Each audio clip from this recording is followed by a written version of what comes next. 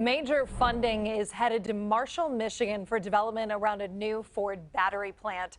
CBS News Detroit's Elle Myers joins us now from Marshall with more on that funding and the problems plaguing the project.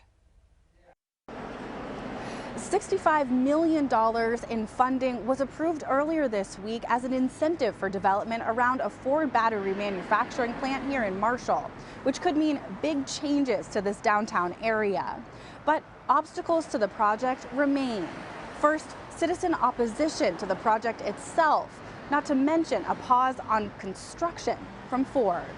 Why would you approve $65 million to move forward with a site that's in serious question? The Michigan Strategic Fund Board voted on Tuesday to allocate the funding incentives. The money would go towards purchasing about 800 acres of land across from the site and provide additional support for development of that area, a move Kowalski and his committee are very against. You know, we're not just a place to drop a plant. So for the state to just drop 3,000 acres of industrial development on a community without their input just seems wrong.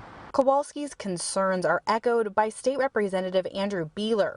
Right now, this project has bridge to nowhere written all over it. I mean, we are legitimately spending tens of millions of dollars on site preparation for a project that might not even happen.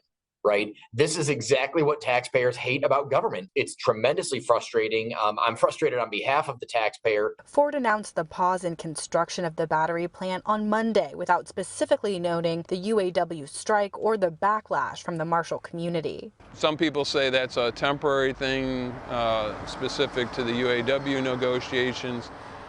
I happen to believe, I think there's all kinds of speculation, but it's very plausible that Ford is rethinking the whole idea. A spokesman for Ford did not comment on the new incentive money on Wednesday, and there's no other indication from the company that they intend to pull out of Marshall. For Beeler, Ford's pause is an indication of larger problems. I think there's so much more besides what's going on with the UAW at play here. I think that this is really Ford and the private sector writ large telling us Michigan is getting harder to operate competitively in.